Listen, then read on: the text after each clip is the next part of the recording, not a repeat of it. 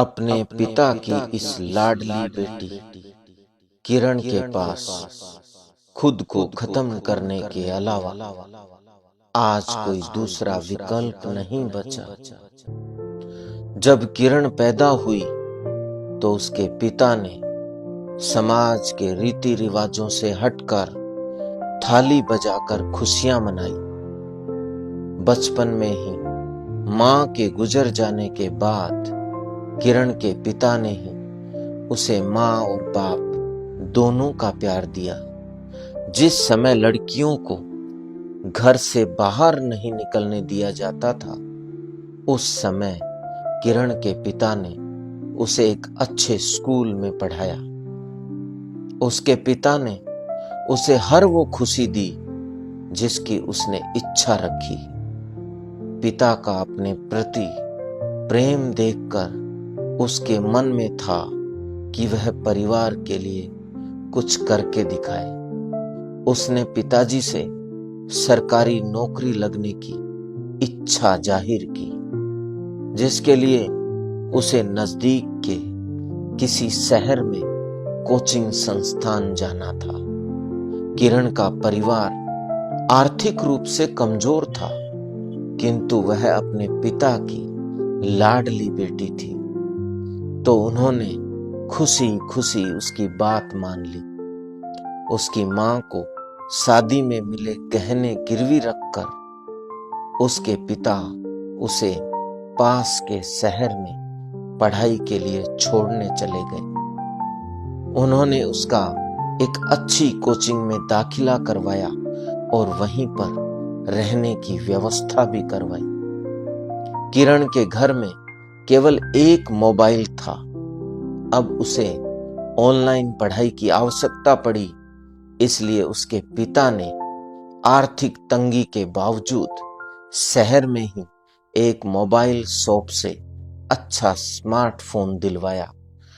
किरण coaching में खूब पढ़कर अपने सपनों को साकार करने के लिए मेहनत करने लगी। कुछ समय बाद कोचिंग में किरण की मुलाकात साहिल नाम के लड़के से हुई। साहिल उसी कोचिंग का छात्र था। सामान्य दोस्तों की तरह किरण कोचिंग में सबसे मुलाकात करने लगी और दोस्ती भी हो गई। एक दिन साहिल ने सोशल मीडिया पर किरण को रिक्वेस्ट भेजी। किरण ने सामान्य दोस्त की तरह उसकी रिक्वेस्ट को स्वीकार कर लिया। साहिल ने अपने इंस्टा अकाउंट पर काफी मनमोहक तस्वीरें लगा रखी थी।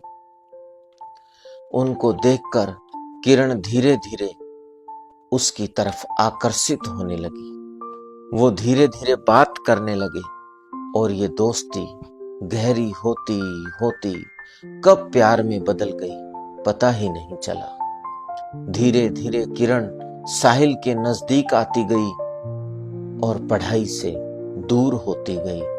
वो अकेले में मिलने लगे। देर रात तक खूब बातें होने लगी। किरण और साहिल के बीच प्यार इतना बढ़ गया था कि दोनों भविष्य के सपने देखने लग गए। एक दिन साहिल और किरण बातें कर रहे थे।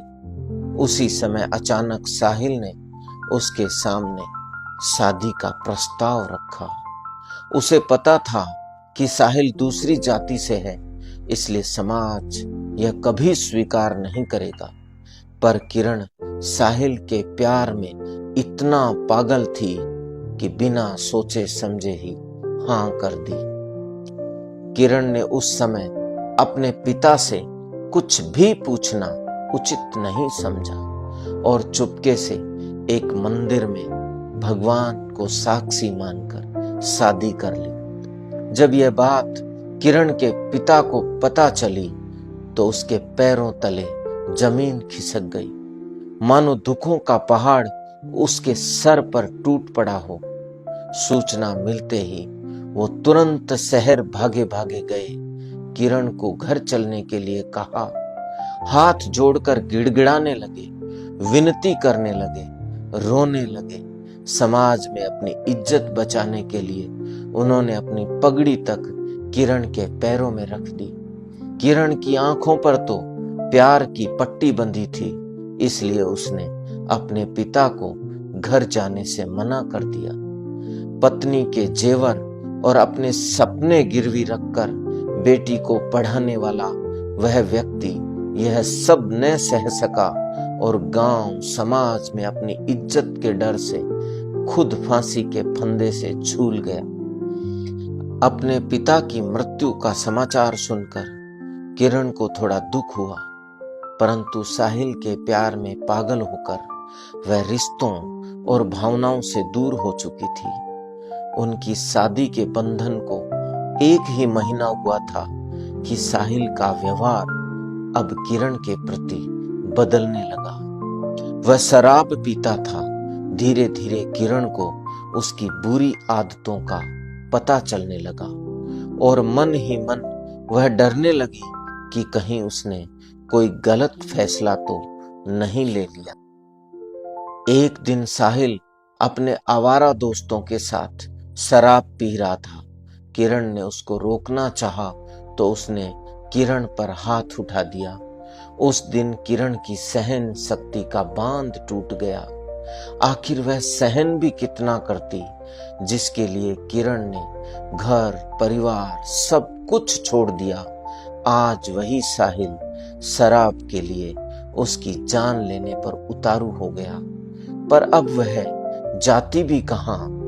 किरण अपने परिवार की वो कर्मजली बेटी थी जिसकी ना समझी एक पिता को खा गई, खुद के सपनों का संसार खत्म कर लिया।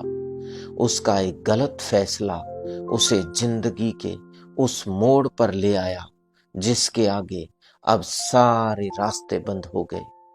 ना तो अब वह अपने पिता के घर जा सकती थी और ना ही उसके पास रह सकती थी जिसके लिए उसने सब कुछ छोड़ दिया था।